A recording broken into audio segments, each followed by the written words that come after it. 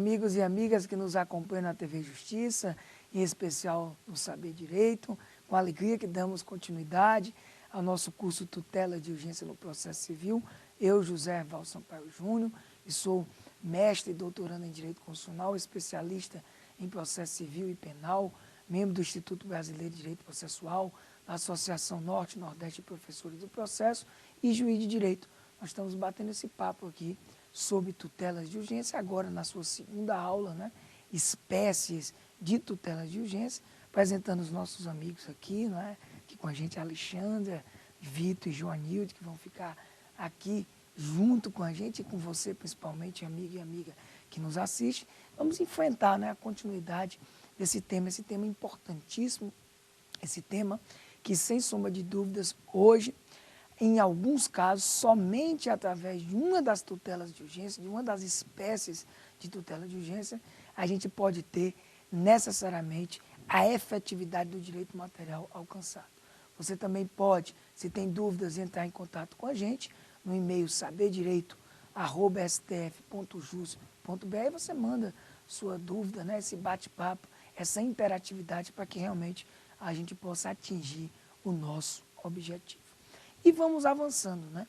Das espécies de tutela de urgência. Nós vimos que essas tutelas de urgência são importantíssimas, que elas, para conseguirem minimizar os efeitos, vamos dizer, insólitos do tempo, o tempo, né, é o inimigo invencível do processo. Eu vou até pedir licença para ler uma citaçãozinha de uma poesia de um colega nosso, processualista, Dr. Zé Luiz. Ele disse, olha, que interessante, está nos primeiros livros que nós escrevemos sobre o tema, medidas liminares no processo civil, lá nós realçamos. Realçou Carnelucci.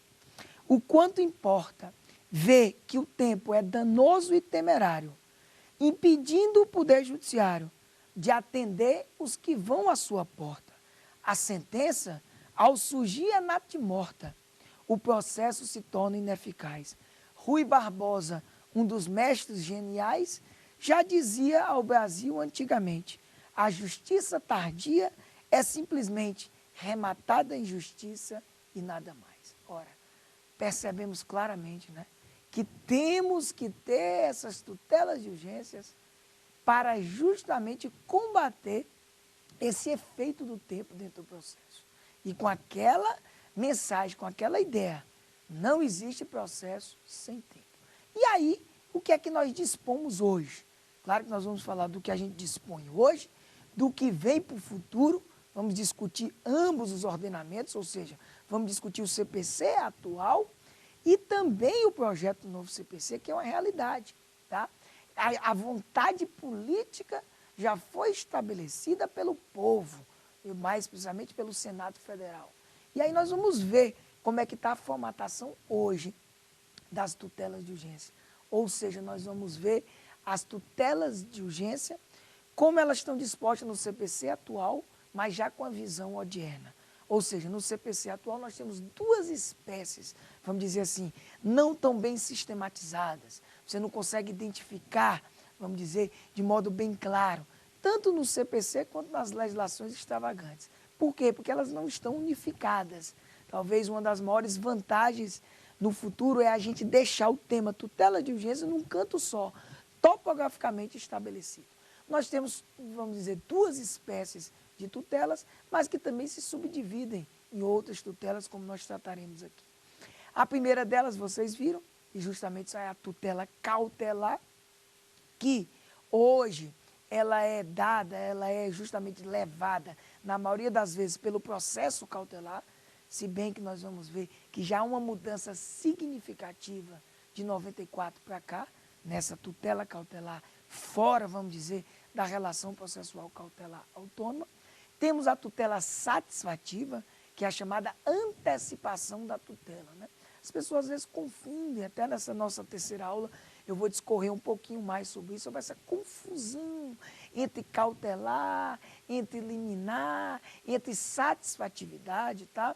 Eu prefiro dividir em tutela cautelar e tutela satisfativa, lembrando também aos amigos e amigas que nós temos, em que pese não está prevista especificadamente, em que pese não está tão bem formatada, as tutelas inibitórias ou de remoção do ilícito e as tutelas, vamos dizer, específicas, liminarmente deferidas por força do artigo 461 e 461-A. Costumo dizer, se você quer, amiga e amigo, ver um artigo, vamos dizer assim, diferente, um artigo ousado, um artigo que já está na frente do tempo, né? Com certeza o artigo 461 é um dos artigos mais interessantes, que justamente com aquela lei 8.952 que a gente comentou, que trouxe a antecipação de tutela, a tutela satisfativa, não é?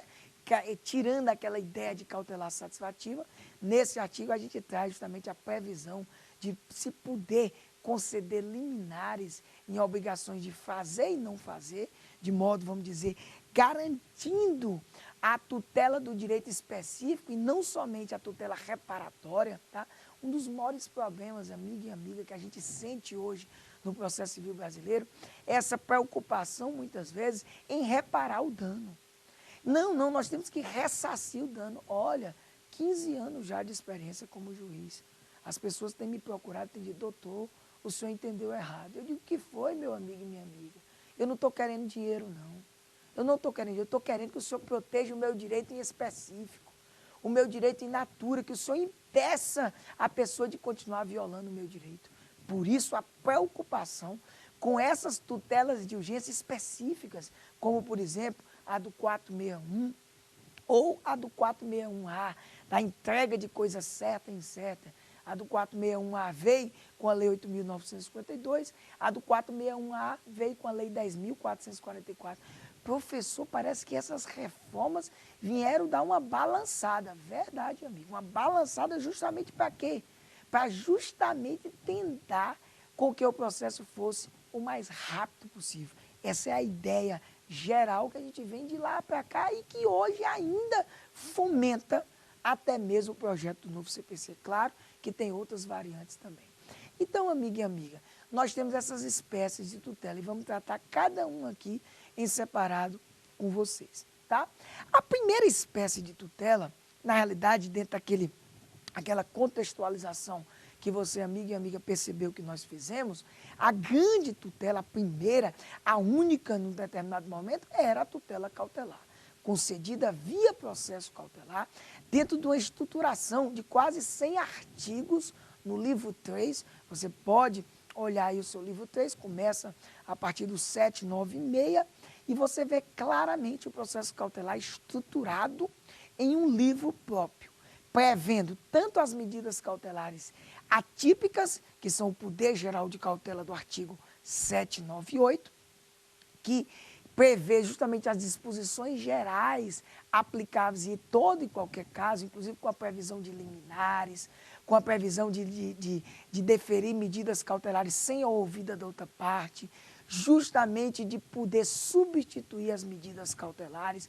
modificar as medidas cautelares, já dando a ideia da fungibilidade dessas medidas cautelares, nesse primeiro, vamos dizer, traço. E na parte, vamos dizer, a segunda espécie de medida cautelar são as medidas cautelares típicas ou nominadas.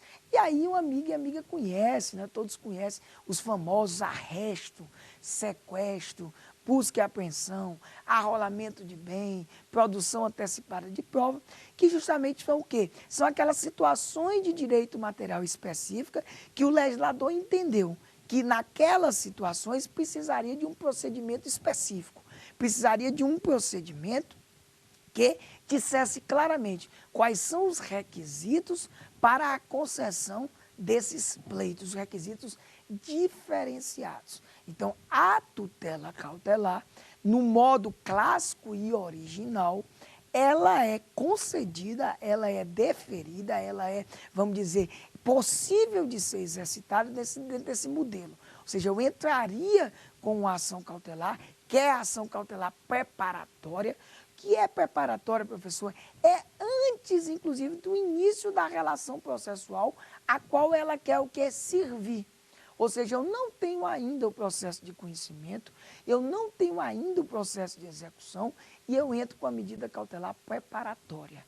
Entrando com essa medida cautelar preparatória, sendo concedida, porque muitas vezes, até já vou abrir um parêntese aqui grande, mas interessantíssimo, a prática demonstra que a maioria das medidas cautelares requeridas, tanto nesse feitio clássico, ou seja, através do processo cautelar, quer nessa forma, vamos dizer, atípica e nominada, quer nas medidas cautelares típicas ou nominadas, a liminar é a ideia, vamos dizer, central. Dificilmente a gente pede uma medida cautelar sem que seja por liminar, mas sobre liminar nós deixaremos para conversar mais adiante, que é interessantíssimo. Mas o que eu chamo a atenção para os amigos e amigas agora?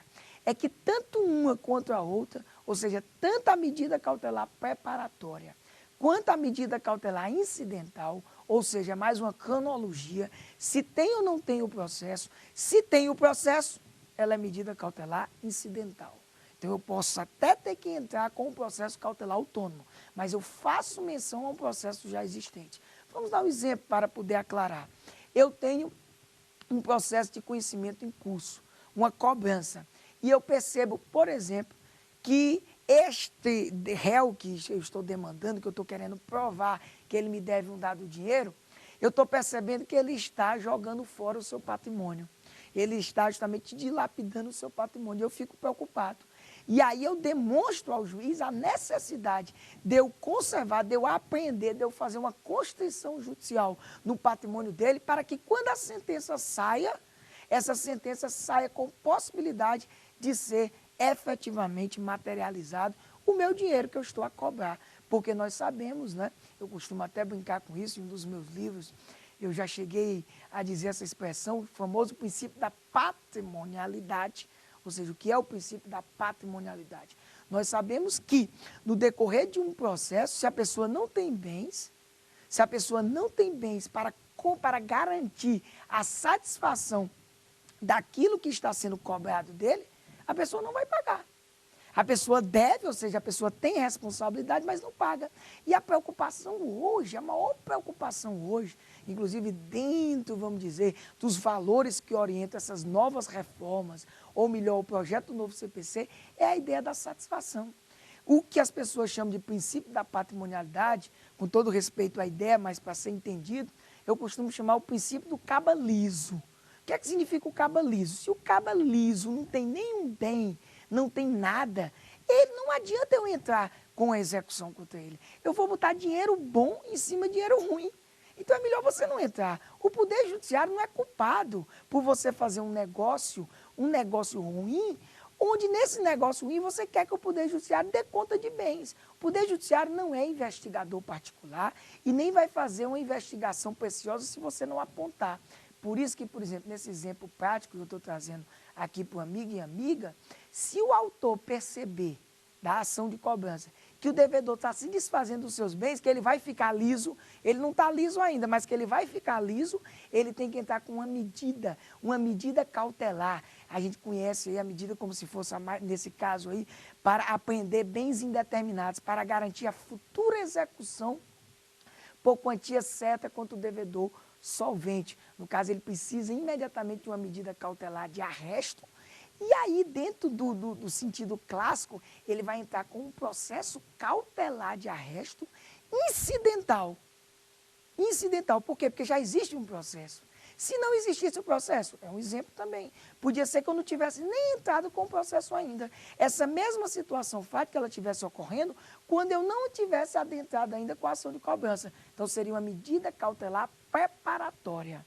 E aí, específica de arresto. Mas nós temos também, lembrando, as medidas cautelares, vamos dizer, inominadas. Professor, qual é a grande diferença da medida cautelar nominada ou, não é, vamos dizer, específica para a medida cautelar típica ou atípica, dentro dos dois exemplos que nós colocamos? Ora, a nominada, o legislador preveu expressamente quais são justamente as situações de direitos materiais previstas em específico e que vai acontecer aquela possibilidade de haver aquele requisito X, A, Y, B, enfim. O arresto, por exemplo, né, que nós já estamos especificando, tem que ter como requisito a prova da dívida literal, certa e líquida. E uma das situações que justifica o famoso periculum in mora. Periculum in mora é específico para a ação de arresto.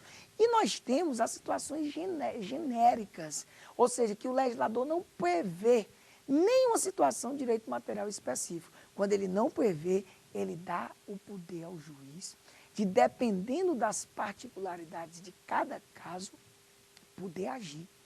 Poder agir para acautelar, para proteger a eficácia do processo, que é um processo que já tenha sido instaurado, que ainda vai ser instaurado. É o que a gente chama do poder geral de cautela, do artigo 798 do CPC.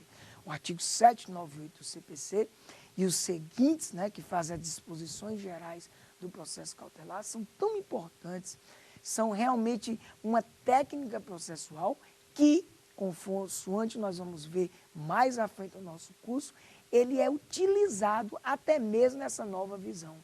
Claro, sob um novo título, justamente sobre o poder geral de urgência. E o poder geral de urgência envolve, por óbvio, as medidas cautelares e as medidas satisfativas. Então, a gente percebe que esse conjunto, vamos dizer, de técnicas dispostas hoje, vamos dizer, no processo cautelar, trazem a primeira medida, a medida mais, vamos dizer, mais utilizada, que é a tutela cautelar. E essa tutela cautelar, né, consoante a gente vê, tem que ter alguns requisitos, vamos dizer, para ser dadas, para ser, vamos dizer, concedidas pelo juiz. Vamos a esses requisitos, né, da tutela cautelar para a gente depois enfrentar outra espécie de tutela, que é a satisfativa, e umas variantezinhas, conforme a gente conversou, que são realmente o calcanhar de Aquiles, vamos dizer, do processo como um todo. Ora, a doutrina traz, e a jurisprudência, os famosos requisitos para a concessão de uma medida cautelar, né? Os requisitos do fumo bondis iuris, eu me preocupo muito, viu? Aqui é uma linha minha.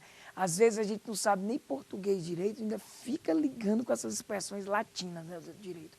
Mas o fumo bondis iuris é a famosa fumaça do bom direito, né? E o outro requisito, o periculum in mora, que eu prefiro um negócio mais, vamos dizer, mais simples, que é o perigo da demora judicial, do risco da ineficácia da medida, não é? Com o transcurso normal do tempo. Esses dois requisitos, eles constituem, vamos dizer, a atividade, a essência das medidas cautelares. Vou abrir um parênteses, dentro daquela linha que a gente pegou aqui para vocês. Tamanha é a cientificidade do processo, aquela preocupação do processo pelo processo que vocês perceberam, que a doutrina e jurisprudência atual já não mais permite, porque justamente o processo é um mero instrumento. É um mero instrumento de realização do direito material. E aí o processo cautelar, você percebe, é um instrumento do instrumento, porque o processo cautelar serve à tutela do processo. Olha que tipo de discussão, com todo respeito a quem pensa em contrário, a gente passou anos e mais anos discutindo, livros e mais livros sendo trabalhados, para se saber se os requisitos famosos do fumo bondis iuris e do periculum in mora, né, expressões utilizadas, inclusive a legislação, tanto o CPC quanto as diversas legislações descascam esses requisitos trazidos pela doutrina, se são, por exemplo, condições da ação cautelar ou se são o mérito do processo cautelar. Olha, com todo respeito a quem pensa em contrário, tá? Mas pelo amor de Deus, como imaginar que a gente vai perder tempo em saber se é condições específicas ou se é mérito do processo cautelar, se na prática a gente não precisa saber disso. O que a gente precisa saber disso é se ambos esses requisitos estão realmente presentes em cada caso, com todo respeito a quem pensa em contrário. Mas é essa preocupação científica exagerada do processo. Tá? O processo é uma coisa impressionante. Se tiver um ramo do direito que seja mais científico do que o processo, isso não leva nada a ninguém, me perdoe que é a expressão. A gente não consegue avançar quando a gente tem essa preocupação do processo de dentro para fora, ou o processo pelo processo. O processo deve ser pensado de fora para dentro. Quais são as necessidades de direito material que a sociedade tem? E aí, vistas essas necessidades de direito material, eu adequar as técnicas processuais para justamente assegurar essas realidades materiais. Essa mudança aí que nós estamos percebendo. Então, com todo respeito, eu me alinho à doutrina que diz que é mérito, mérito do processo cautelar. Por quê? Porque eu não posso ter um processo cautelar, quer o processo típico, ou seja, as medidas cautelares típicas específicas, quer as inominadas, se eu não analisar no caso concreto se existe justamente a fumaça do bom direito ou periculo em mora. Então, eu tenho que necessariamente enfrentar esses dois requisitos. E que interessante, eles estão previstos na legislação de vários modos. Para a tutela cautelar, é de um jeito. Isso, professor, está previsto, por exemplo, no artigo 798 de um jeito, está previsto mais para frente nos artigos que compõem o arresto, o sequestro, a busca e apreensão, o arrolamento de bens, enfim, as medidas cautelares típicas, às vezes de outro. Claro que sempre aplicado às disposições gerais. Está previsto, por exemplo, na antecipação de tutela. Nós temos também o fumo bundiúri e o periculo in mora nas outras espécies de tutela. Cada a lei diz quais são, vamos dizer, os requisitos que compõem. O que nós precisamos entender é que a gente precisa satisfazer esses requisitos para que a gente possa ter a concessão daquela tutela adequada a cada realidade. E é isso que a gente vai ver a partir de cada particularidade do processo. E aí você percebe claramente, o processo ele é previsto ordinariamente de um jeito, com a possibilidade em abstrato. Mas será que o legislador vai conseguir prever tudo? Essa é a grande preocupação e respeito quem pensa em contrário. Por mais, vamos dizer, perspicaz, por mais imaginação que tenha o legislador, tá? Ele não vai conseguir prever tudo, ele não vai conseguir.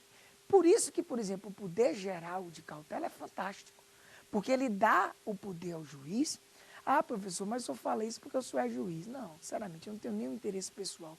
Eu tenho um interesse de verificar que em algumas situações, somente essa possibilidade aberta, essa previsão do legislador entre cláusulas gerais em conceitos jurídicos indeterminados, vou abrir até um parênteses, é a nova tônica do legislador.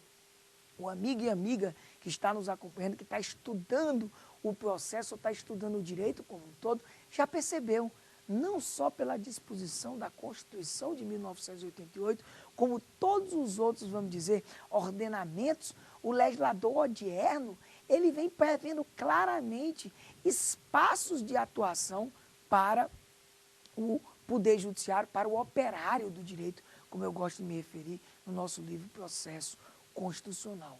Ou seja, o legislador não consegue disciplinar tudo em abstrato e ele deixa os espaços de atuação justamente para o operário do direito. E ele fez isso muito bem no Poder Geral de Cautela, quando ele previu que, satisfeitos os requisitos, vamos dizer, da fumaça do bom direito e do periculo in mora, o juiz não tem a faculdade, não. Não há, vamos dizer, uma discricionariedade para o juiz. Ele tem o dever. Ele tem o dever de conceder essa medida cautelar justamente para que a atividade jurisdicional seja eficiente, para que ela seja efetiva, para que ela consiga atingir o resultado maior. E aí, sempre como eu estou mirando, o resultado maior é a efetiva tutela do direito em cada caso concreto. Então, vamos aqui, em rápidas pinceladas, dispor para vocês o que é esse fumo bunis iuris e esse periculo in mora para o Poder Geral de Cautela. Porque, por óbvio, para as medidas cautelares típicas dentro do nosso tempo, da nossa formatação da nossa aula, nós não vamos podermos enfrentar. Então, o que é isso? Ora, a doutrina discute muito, principalmente com relação à fumaça do bom direito. Eu vou trazer a doutrina majoritária, a qual particularmente não acompanho, mas que prevalece hoje. Prevalece hoje a ideia de que a fumaça do bom direito é a ideia de plausibilidade do direito, ou seja, a probabilidade de existência do direito afirmado. Ou seja, eu não analiso totalmente o mérito, até porque, lembro, o processo cautelar não protege materialmente, não protege diretamente o direito material, ele protege por via oblíqua. Mas para a doutrina majoritária, mesmo assim eu tenho que ter uma probabilidade de existência desse direito. Ou como a doutrina gosta de chamar, uma plausibilidade do direito. eu tenho que ter elementos de que esse direito é provável, de que essa afirmação fática e jurídica feita pelo autor, ela tende a se confirmar na prática. Eu teria que fazer esse toque meritório, essa análise, mesmo que superficial, mesmo que perfunctória, baseada numa cognição sumária, por óbvio, só ouvindo uma parte, eu teria que ver, não, pera ainda, esse direito ele é possível, ele é viável, eu estou vendo aqui, eu estou vendo uma aparência do direito nele, tá? Essa é a doutrina clássica que fala sobre, vamos dizer, a ideia da fumaça do bom direito. Mesmo respeitando, vamos dizer, os baluartes do processo civil brasileiro que encampam essa doutrina e que, inclusive, consoante nós vamos mais na frente tocar, foi a tese vencedora, foi a tese que está aceita hoje no projeto do novo CPC, inclusive com o termo plausibilidade do direito. Eu, com todo respeito a quem pensa em contrário, não sou obrigado a aceitar tudo que dizem por aí. Acho que, inclusive, isso é uma vantagem, vamos dizer, atual daquele estudioso do direito. De não aceitar por si só, de discutir, de refletir. Eu vou ficar com a minoria. Eu vou ficar com o professor Humberto Teodoro Júnior, vou ficar com o professor Ronaldo Cunha Campos, vou ficar com os processualistas do Triângulo Mineiro, para me esboçar uma tese em que não se pode haver nessa plausibilidade aí do direito, o termo, inclusive, eu não concordo, nessa análise do fumbum iuris, não há necessidade, justamente por quê? Porque eu preciso só conservar a situação fática, qualquer toque meritório. Vamos com outras palavras, eu não preciso saber se existe, se tem uma probabilidade do direito material em específico, não. Por quê? Porque muitas vezes eu não tenho, naquele momento de urgência, que aí o grande requisito para mim é o segundo que eu vou comentar já já, que é justamente o perigo da demora judicial. Por quê? Porque muitas vezes eu vou ao Poder Judiciário e eu não tenho prova nenhuma do que alego. Eu não tenho realmente prova do que alego com relação à existência do meu direito, mas eu demonstro claramente de que eu tenho viabilidade, de que é possível, acaso chegado o momento devido da apuração do meu direito, eu ter a possibilidade de ter aquela tutela deferida. É como o professor Humberto muito bem coloca, né? Parece-me que a melhor forma de tentar proteger o processo, ou seja, assegurar a eficácia do processo, é não se preocupar diretamente com o mérito. E eu concordo com o processualista mineiro. Por que eu concordo com ele? Porque muitas vezes você não consegue fazer nenhuma prova, mesmo que pequena, do direito alegado. Mas, por outro lado, você consegue fazer prova do risco de ineficácia da própria medida ao final, se vier a ser deferida, acaso realmente ocorra uma das situações que o autor está a demonstrar que existe, que é o risco, a urgência, o perigo, ou uma expressão muito utilizada hoje, o perigo de dano irreparável, de difícil reparação. Ou seja, o perigo de que realmente aconteça algo dentro do processo que a própria sentença seja ineficaz, ou na expressão que nós usamos aqui, a sentença natimorta, dentro da poesia que nós colocamos, a sentença é totalmente ineficaz. E aí, por que eu me preocupo com isso? É porque se eu adotar a tese majoritária, o que é que vai acontecer?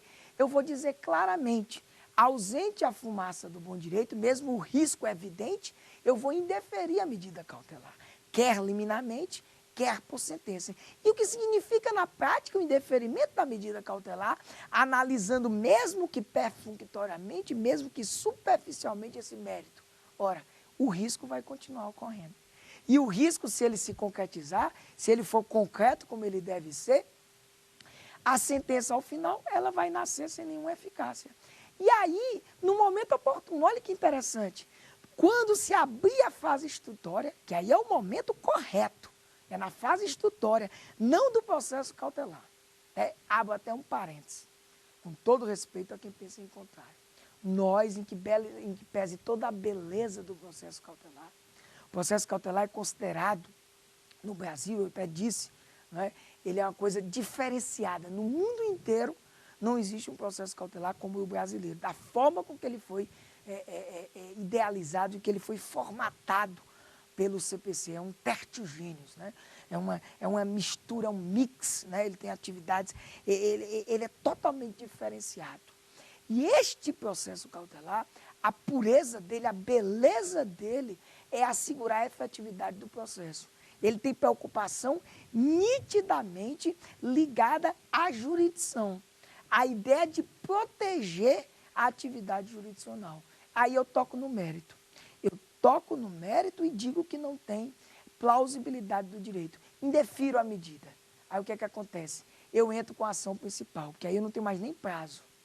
Eu não tenho mais nem prazo. Há uma regra disposta no CPC, na parte das disposições gerais, que concedida a medida cautelar, efetivada a medida cautelar, em 30 dias eu tenho que entrar com o processo principal, a qual ele tem o quê? Ligação, a qual ele é dependente. Interessante, ele é autônomo, mas dependente do processo principal. Aí o que a gente percebe? Eu entro com esse processo principal. Quando eu entro com esse processo principal, eu consigo comprovar claramente a existência do meu direito. E aí eu recebo uma sentença que assegura o meu direito. Mas eu indeferi a medida cautelar. O autor chamou a atenção do risco. Vai servir alguma coisa? Nada, a sua sentença, com todo respeito, é uma mera folha de papel, com citações doutrinárias, que o seja, por mais que tenha citado vários doutrinadores, né, não me interessa nada. Por quê? Porque ela não vai ter a sua utilidade. Ela não vai servir para nada. Por isso que mesmo respeitando essa doutrina, que inclusive, repito, eu vou até voltar um pouquinho a ela oportunamente, porque ela foi acolhida dentro do projeto Novo CPC. Ela, na prática, pode trazer alguns problemas. Então, professor, qual é o verdadeiro requisito, pelo menos para mim, tá? Porque como é que eu analiso esse fumbund jurídico? Muito simples, pelas condições da ação e pelos próprios pressupostos processuais. Eu tenho uma linha hoje de aderir à chamada teoria da asserção. Eu compreendo o direito constitucional de ação e de defesa, o direito constitucional de ação e defesa, como eu trabalho no nosso livro Processo Constitucional e também nesse livrinho nosso, Tutelas de Urgência, eu trabalho nesses dois livros, a ideia de que, meu amigo e amiga que nos acompanham, a ideia de que, quando eu adentro ao Poder Judiciário com um pleito, eu enuncio, eu faço várias assertivas. O meu direito constitucional de ação e também de defesa, que são duas faces de uma mesma moeda, eu tenho ele sempre. Agora, às vezes, eu não exercito da forma correta. Eu tenho o direito de ação, a Constituição me assegura isso, tá? Mesmo com todas as discrepâncias doutrinárias sobre isso. Mas o legítimo exercício desse direito de ação, às vezes acontece problema na prática. Então, quando eu percebo que as condições da ação estão presentes no caso concreto, e quando é que eu vejo essas condições da ação, esses pressupostos processuais? Quando eu percebo que se for tudo verdade, se porventura uma conjectura for tudo verdade, o que o autor está dizendo é viável, é possível deferir o que está sendo pedido? É. Então eu tenho as condições da ação, eu tenho os pressupostos processuais, e aí eu sou obrigado, se satisfeito o outro requisito. O outro requisito é que é o grande problema. O requisito do perigo in mora, do perigo da demora judicial. Esse sim. Ou seja, o que é isso? É eu ter um risco concreto, não é só a ideia, a probabilidade de haver um dano, não. Eu não posso ficar assim, não, é o receio de que em abstrato possa vir uma situação. Não, não, não. Eu tenho que ter um elemento concreto. Eu tenho que ter uma situação fática concreta que coloque em xeque, que coloque em risco a ineficácia do processo. Por exemplo, dentro do exemplo que nós trabalhamos aqui, dentro dessa linha da patrimonialidade, daquele exemplo que eu coloquei. Ora, ali se eu tenho já a prova de que o devedor está se desfazendo dos seus bens, de que ele pode, por exemplo, uma expressão clássica, muito bem utilizada, ele pode anoitecer e não amanhecer, ou seja, ele pode, me perdoa a expressão, capar o gato, como a gente diz por lá, ou seja, sumir, tomar doril. E eu tenho esses elementos aí, eu tenho que ter uma medida cautelar para realmente para haver a constituição dos bens. Então eu tenho que ter a preocupação maior com a urgência. Por isso que, com todo respeito a quem pensa em contrário, na tutela cautelar, como eu não vou satisfazer nem mesmo faticamente nada, ou pelo menos eu não devo satisfazer, parece que o rigorismo, com a ideia da análise se eu tenho realmente o direito, quando eu vou ter o processo próprio, o processo principal, dentro dessa linha clássica, parece-me complicado. Eu, por exemplo, com todo respeito a quem pensa o contrário, se eu, titular de um suposto direito, eu tiver algum, vamos dizer, algum juiz que venha a dar toque meritório, ou seja, venha a querer analisar com mais, vamos dizer, com mais precisão, se eu tenho ou não tenho direito, ele pode até ser acusado de pré-julgamento. Porque eu repito, pessoal, o processo cautelar não faz atuar o direito material. O processo cautelar, ele serve para a atuação do processo. Ele não trata de diretamente proteger o direito material. Por isso que se diz que ele é o instrumento do instrumento. Porque nós sabemos que o processo é um instrumento de realização do direito material. Nós estamos, graças a Deus, na fase instrumentalista do processo. Então, para que eu tenho uma preocupação de fundo com o mérito, se eu tenho ou não tenho o direito material, se o processo cautelar não protege diretamente esse direito material? E aí, com todo respeito a quem pensa em contrário, uma coisa é acautelar, outra coisa é satisfazer. Por mais que nós tenhamos, desde há muito tempo, espécies de tutelas de urgência, a tutela cautelar e a tutela satisfativa, eu, inclusive, desde 2005, nosso primeiro livro, eu destaquei isso, medidas liminares no processo civil, eu destaquei, ou seja, muito antes de toda essa discussão, eu já dizia, realmente, inclusive seguindo a doutrina mais clássica, o professor Luiz Guilherme Marinoni, professor Bedac, professor Teória Albino, grande ministro, professor Atos Guzmão Carneiro, enfim, grandes processualistas que sempre diziam, nós temos duas espécies de tutela de urgência, tutela cautelar e tutela satisfativa, é fato. E mais ainda, dentro do projeto do novo CPC, como a gente destaca nesse livro Tutelas de Urgência, é fato, a gente tem, mas pelo amor de Deus e com todo o respeito a quem pensa em contrário, a cautelar é muito menos restritivo, é muito menos invasivo do que satisfazer. Quando eu satisfaço, mesmo que faticamente, o direito, fora do tempo normal, que é com a sentença, eu estou adentrando muitas vezes a esfera dos bens da outra parte. Quando eu estou acautelando, é mais light, para vocês entenderem. É muito mais light uma medida conservativa do que uma medida satisfativa. Então, com todo respeito a quem pensa em contrário, tratar com os mesmos requisitos ou permitir um toque meritório na tutela cautelar, parece-me muito complicado. Para mim, é uma das maiores polêmicas hoje e que a gente vai até enfrentar um pouco mais, mas eu vou aqui compactuar quando a gente estiver estudando dentro, vamos dizer, do projeto do novo CPC, que é uma grande realidade. Nós não podemos querer fugir. Eu poderia dizer que é um caminho sem volta. E a outra tutela, né, a novidade, vamos dizer, na generalização, que veio justamente, vamos dizer, ficar lado ao lado da tutela cautelar, que são as espécies, vamos dizer, mais conhecidas, a tutela satisfativa, que aí a gente conhece, né, pelo surgimento, conforme a gente já destacou, trazido pela Lei 8.952, a tutela antecipada do artigo 273. O artigo 273 teve uma beleza fantástica, ele teve uma ideia fantástica. Ele generalizou para qualquer tipo de processo e procedimento eu satisfazer no início do processo. Olha a diferença, amiga e amiga que nos acompanham. Enquanto antes eu só podia acautelar, se bem que tinha as cautelares satisfativas, que é deturpação, e aí agora eu posso satisfazer já no início do processo. Quando surgiu a antecipação de tutela, né, com todo respeito a quem pensa em contrário, algumas pessoas disseram assim, não, agora eu posso satisfazer já no início do processo, mesmo sem violar o contraditório e ampla defesa, eu não tenho mais necessidade do processo cautelar. Dizia algumas vozes, né? Ora mais, com todo respeito, é justamente o contrário. É justamente o contrário. quando se trouxe a antecipação de tutela, com a possibilidade de ser ela concedida em qualquer processo e procedimento, é justamente o contrário. O que foi que aconteceu? Nós procuramos colocar a tutela cautelar no seu devido lugar. O processo cautelar com a sua pureza técnica. Porque o processo cautelar é, sem sombra de dúvidas, vamos dizer, a comprovação cabal do cientificismo processual do CPC de 73. Né?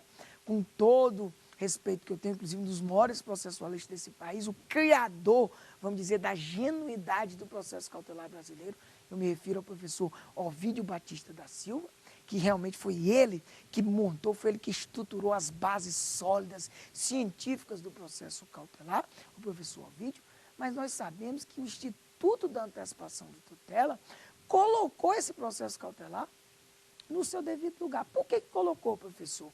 Porque eu vou lhe explicar. Na hora em que ele previu a possibilidade de se satisfazer no início do processo e qualquer tipo de procedimento, a tutela cautelar via processo cautelar fica purificada. Com outras palavras, eu só entrava com o processo cautelar se eu não quisesse fazer atuar o direito material. Ou seja, se eu não quisesse satisfazer, se eu não quisesse receber algum efeito do meu pedido final, que só haveria após satisfeito o devido processo legal. E aí a antecipação de tutela resolveu um problema. Qual foi o problema? Não, espera ainda. Eu tenho medidas que eu só quero conservar, mas tem outras que eu quero logo direto. Eu quero, por exemplo, começar a fluir os efeitos fáticos de uma sentença que não existe. É possível? Era possível? Não. Era deturpada com as cautelares satisfativas. Mas com o surgimento do artigo 273, modificado logo após pela Lei 10.444 e, de certo modo, até mesmo pela Lei 11.232 e a própria Lei 11.382, que instituiu, conforme nós já conversamos, o sincretismo processual, a gente inaugura um novo momento, vamos dizer, no processo civil brasileiro. Um momento em que, olha que interessante, eu já posso ter, no início do processo, tudo que eu só teria no final do processo. Quando houver a urgência, quais são os requisitos? Prevê claramente o artigo 273, discutíveis também, inclusive, aí sim, autorizado o mérito. Aí sim, tem que se verificar se existe essa fumaça do bom direito. Aí sim, o juízo de certeza, em que pese não ser ainda, vamos dizer, a tônica principal, eu preciso de uma aparência do direito maior. Eu preciso de quê? Eu preciso da verossimilhança. Aí sim, na antecipação de tutela, eu preciso saber se o direito é provável, mesmo se ele é aparente, se ele existe, como a doutrina gosta de chamar, quando não é só a fumaça, não, eu preciso ver a chama. Por isso que se diz, para conceder a antecipação de tutela, eu preciso de quê? De uma prova inequívoca que conduza à verossimilhança da alegação. Ou seja, eu tenho que ter uma prova capaz, uma prova suficiente, uma prova robusta, e essa prova, ela conduza dentro de um raciocínio cognitivo a que haja aparência de verdade na alegação. Hoje, o processo civil brasileiro, em que pese ainda ter como norte a ideia de uma segurança jurídica, ele já trabalha principalmente nesse rótulo das tutelas de urgência com a verossimilhança das alegações. Não dá para esperar que somente seja assegurado o direito quando esse esteja certificado. Não. Eu preciso sim, de algumas vezes, me contentar com a aparência do direito, me contentar com a verossimilhança da alegação.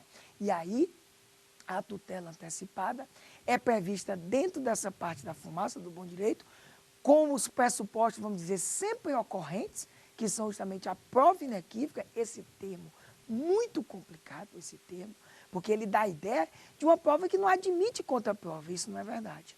A prova inequívoca, o termo, a gente tem que entender como uma prova suficiente, uma prova robusta, uma prova que já convença o juiz de plano de que há realmente, vamos dizer, aparência de verdade no que ele alega. Mas não é uma prova total que inadmita prova em contrário. Tanto é verdade que nós já estamos corrigindo a força dessa expressão prova inequívoca.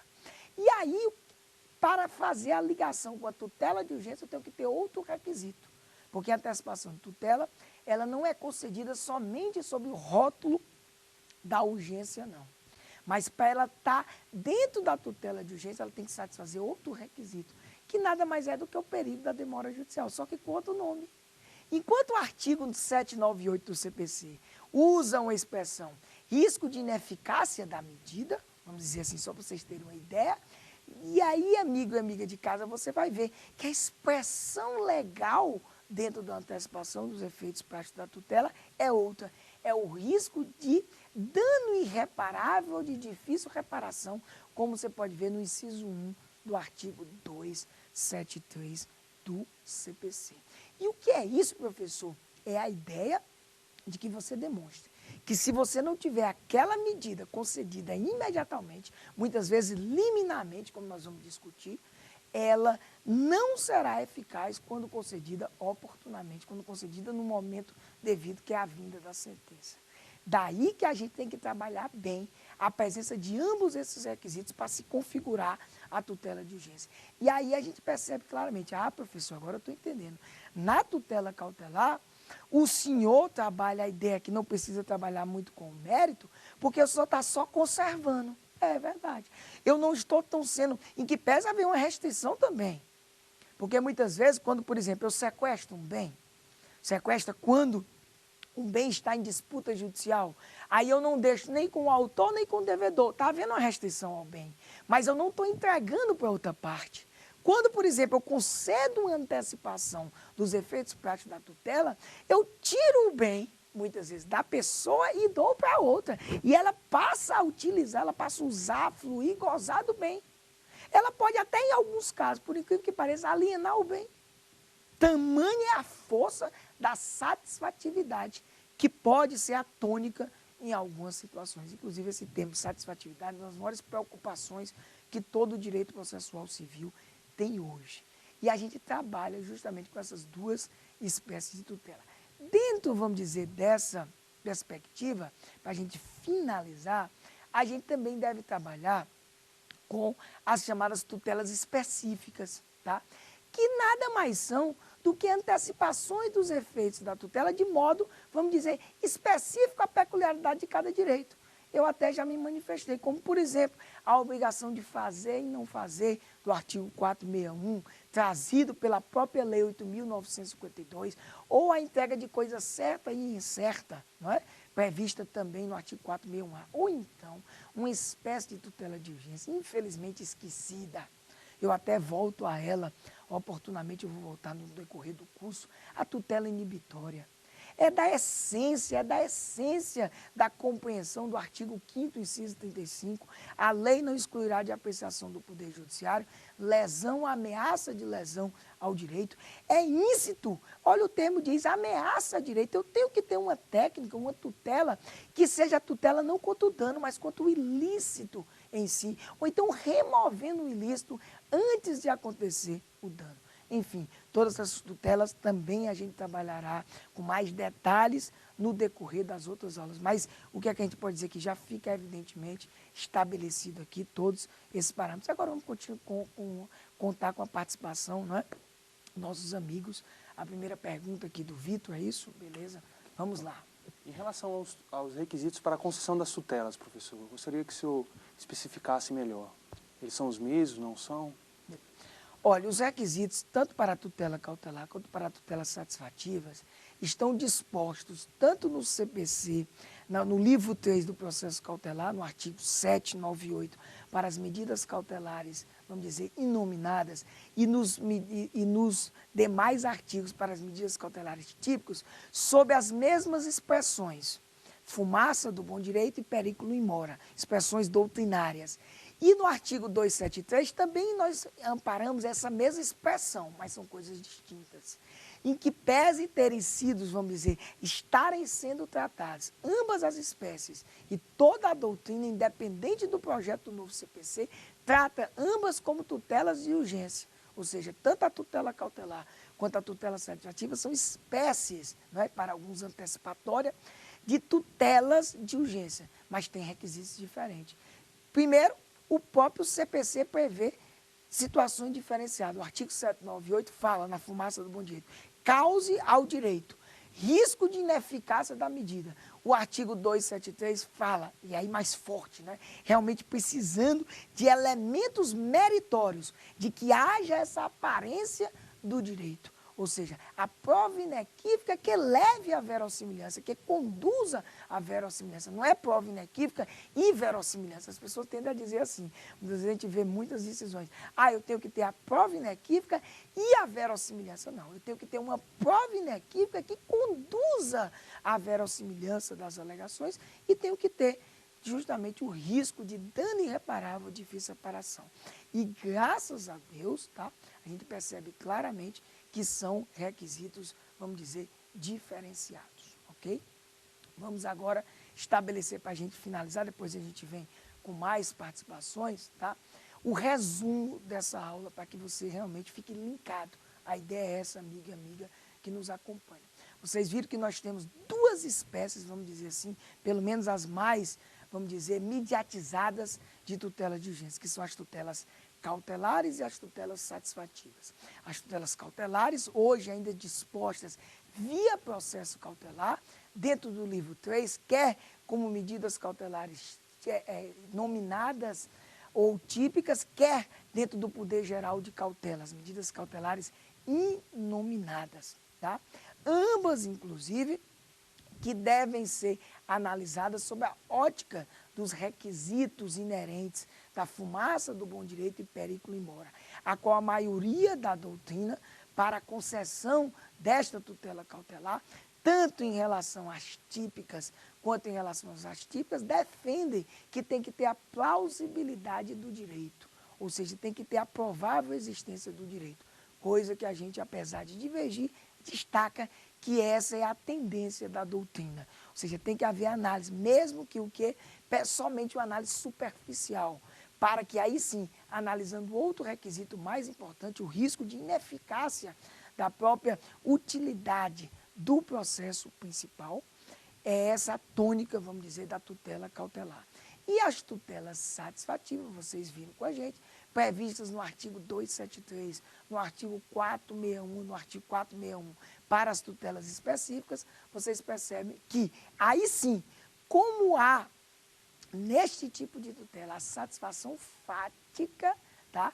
Assim, a ideia de eu antecipar o que só viria ao final, o toque meritório, a análise de fundo do direito, aí sim é mais evidente. E aí eu preciso fazer esse toque até mesmo porque eu estou invadindo mais a esfera da outra parte. Essas duas tutelas têm que ser analisadas da sua pertinência em cada caso. E aí a gente mais na frente vai ver até a questão da fungibilidade delas duas, que justamente por haver proximidade, nós vamos até destacar essas proximidades quando do estudo das liminares, às vezes há confusão, mas essa confusão, ela é realmente retirada quando se analisa o processo na linha do que a gente vem defendendo, na linha de um processo que proteja, vamos dizer, o direito material de frente. Justamente seriam essas linhas que nós destacamos nessa nossa segunda aula. E lembrando para o amigo e amiga, né, que pode entrar em contato com a gente pelo e-mail saberdireito@stf.jus.br. Também pode olhar, não é? Pode verificar todas essas aulas. Você vai também no YouTube, né, www.youtube.com/saberdireito. Você vê justamente todas essas aulas, como vê também os outros programas do Saber Direito, né? Você vê o Saber Direito Responde no www.youtube.com/Saber Direito Responde, www.youtube/Saber Direito Debate. Nós finalizamos essa segunda aula e voltamos já avançando justamente no nosso curso Tutelas de Urgência no Processo Civil.